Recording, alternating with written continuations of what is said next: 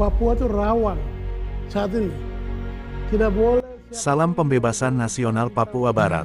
Perjuangan bangsa Papua untuk menentukan nasib sendiri sebagai bangsa yang merdeka dan berdaulat atas tanah leluhur West New Guinea telah berlangsung lama, sejak pemerintah Indonesia mengklaim wilayah Papua Barat secara sepihak melalui manipulasi PPRA 1969 yang penuh intimidasi, cacat hukum dan moral. Itu telah menciptakan luka batin yang begitu dalam bagi bangsa Papua saat ini.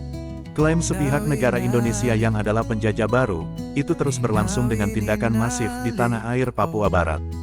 Upaya kependudukan Indonesia untuk menguasai Papua ini dilakukan secara brutal dengan berbagai cara dan metode. Mulai dari operasi militer, transmigrasi, pemekaran provinsi dan kabupaten, pertambangan ilegal, proyek pertanian skala nasional dan berbagai macam cara terus-menerus lakukan. Dalam kondisi ini bangsa Papua benar-benar mengalami intimidasi yang brutal oleh pemerintah Indonesia. Kondisi bangsa Papua yang seperti ini memaksa para pejuang dan solidaritas untuk lebih serius menyikapi tindakan kolonialisme Indonesia yang mengancam kehidupan manusia Papua yang dikoloni selama 64 tahun di Papua.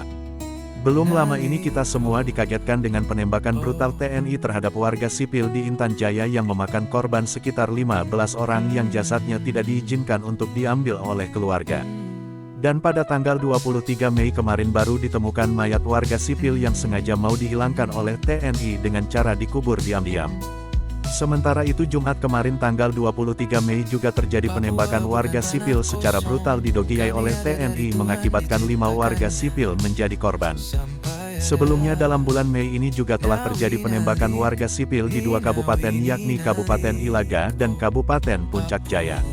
Semua peristiwa ini mengingatkan kita kembali pada sejarah kelam operasi militer yang pernah terjadi di tanah Papua sejak 1961, dan masih berlangsung sampai hari ini di tahun 2025, seperti Operasi Trikora tahun 1961 sampai tahun 1962, Operasi Jayawijaya tahun 1963 sampai tahun 1965, Operasi Wisnumurti tahun 1963 sampai tahun 1965, Operasi Sadar 1965, Operasi Bharata Yuda tahun 1966 sampai tahun 1967, Operasi Wibawa 1967, Operasi PPRA tahun 1961 sampai tahun 1969, Operasi Tumpas tahun 1967 sampai tahun 1970, Operasi Pamungkas tahun 1971 sampai tahun 1977, Operasi Koteka tahun 1977 sampai tahun 1978, Operasi Senyum tahun 1979 sampai tahun 1980, Operasi Gagak 1 tahun 1983 sampai tahun 1986, Operasi Kasuari 1 tahun 1986 sampai tahun 1987, Operasi Aswari tahun 1988 sampai tahun 1990, Operasi Rajawali 1 tahun 1989 sampai tahun 1990, Operasi Rajawali 2 tahun 1990 sampai tahun 1995, Operasi Sadar Matoa 1 tahun 1998 sampai tahun 2000, Operasi Sadar Atoa tahun 2001 sampai tahun 2004, Operasi Sadar Matoa 3 tahun 2004 sampai tahun 2005, Operasi Damai Cartens 1 tahun 2005 sampai tahun 2009, Operasi Damai Artens tahun 2005 sampai tahun 2009, Operasi Damai Artens tahun 2009 sampai tahun 2015, Operasi Damai Kartens 3 tahun 2015 sampai tahun 2020, dan Operasi Damai Kartens 4 yang berlangsung sejak 2020 sampai sekarang.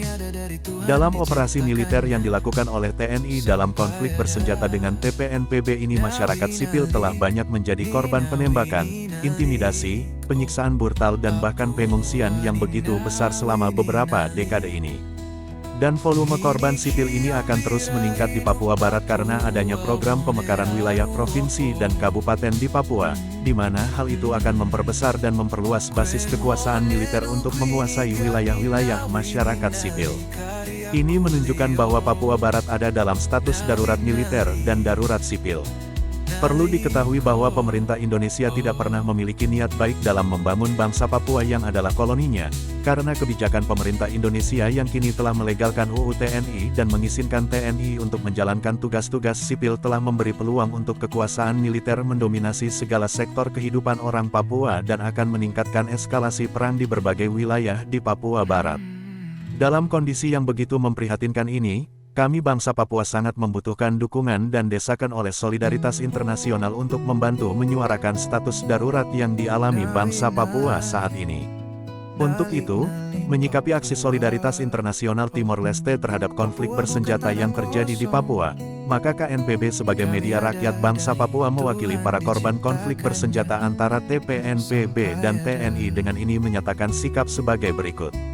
1. Rakyat bangsa Papua mendukung kegiatan konferensi pers yang akan diselenggarakan oleh mahasiswa Timor Leste pada tanggal 26 Mei tahun 2025 di depan kampus UNTL Universitas Nasional Timor Leste tentang konflik bersenjata yang berlangsung di West Papua dan berdampak pada warga sipil.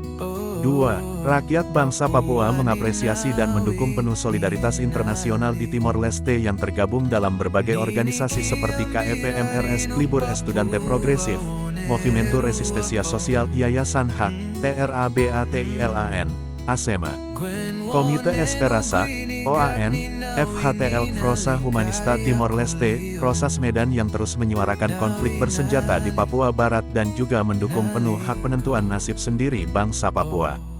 3. Rakyat bangsa Papua memberi mandat penuh kepada Tuan Heri Kosai dan Solidaritas Timor Leste untuk menjalin hubungan diplomatik dengan pemerintah negara Timor Leste tentang masa depan bangsa Papua.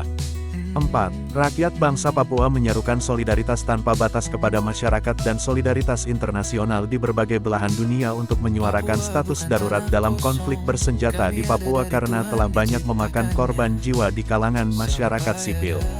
5. Rakyat bangsa Papua menyerukan kepada solidaritas internasional untuk mendesak Dewan Keamanan PBB untuk menanggapi konflik bersenjata di Papua Barat.